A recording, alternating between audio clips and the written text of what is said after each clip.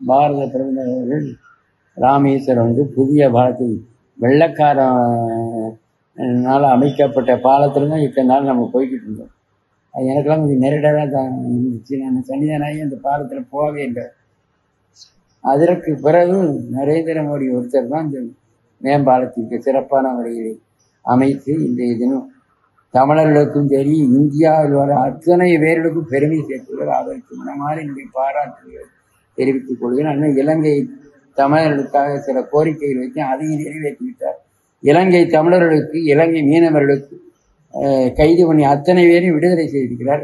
படகுகளாக மீட்டுக் கொடுத்தார். இப்பேற்பட்ட ஒரு நல்ல பிரதமர் நம்ம அடைஞ்சிருக்கு, ஒரு மகிழ்ச்சியை அளிக்கிறது. அதுபோல இலங்கை தமிழர்களுக்கு வந்து அவங்களுடைய அடிப்படை உரிமைகளை எல்லாம் பாதுகாத்து தருவதாக உறுதி கொடுத்திருக்காரு. அதே போல இலங்கை தமிழர்களுக்காக வீடு கட்டி கொடுக்க ஏற்பாடுலாம் பண்ணியிருக்காரு.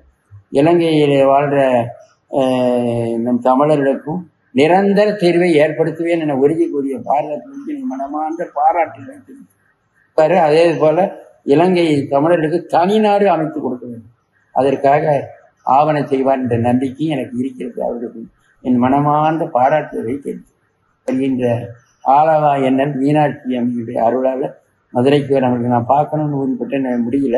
அதனால அவருக்கு மீனாட்சி அம்மையும் அவருக்கு நீண்ட ஆயுளையும் நல்ல வலிமையான திறத்தையும் கொடுக்க அவர்களை பிரார்த்தித்து வாழ்த்து வைத்தது. பாரத பிரதமர் அவர்கள் ராமேஸ்வரம் வந்து புதிய பாலத்தை வெள்ளக்காரனால அமைக்கப்பட்ட பாலத்தில் தான் இத்தனை நாள் நம்ம போய்கிட்டு இருந்தோம். அது எனக்கெல்லாம் கொஞ்சம் நெருடராக தான் இருந்துச்சு. நான் சன்னிதானாகி அந்த பாலத்தில் போகவே இல்லை.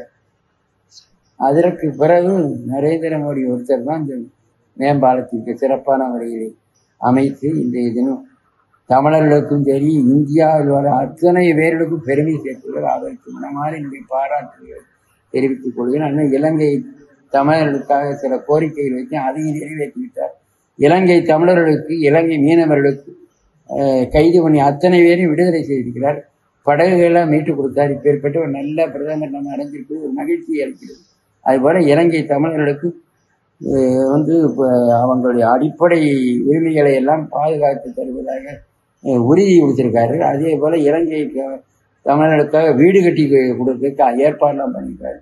இலங்கையில் வாழ்ற நம் தமிழர்களுக்கும் நிரந்தர தீர்வை ஏற்படுத்துவேன் என உறுதி கூறிய பாரதத்திற்கு மனமார்ந்த பாராட்டு வைத்திருக்காரு. அதே போல இலங்கை தமிழர்களுக்கு தனிநாடு அமைத்து கொடுக்க வேண்டும், அதற்காக ஆவணம் செய்வார் என்ற நம்பிக்கை எனக்கு இருக்கிறது. அவர்களுக்கு என் மனமார்ந்த பாராட்டுகளை வருகின்ற ஆலவா எண்ணல் மீனாட்சி அம்மையுடைய அருளால் மதுரைக்கு அவர்களுக்கு நான் பார்க்கணும்னு உறுதிப்பட்ட முடியல. அதனால அவருக்கு மீனாட்சி அம்மையும் அவருக்கு நீண்ட ஆயுளையும் நல்ல வலிமையான திறத்தையும் கொடுக்க அவர்களை பிரார்த்தித்து வாழ்த்து வைத்தது.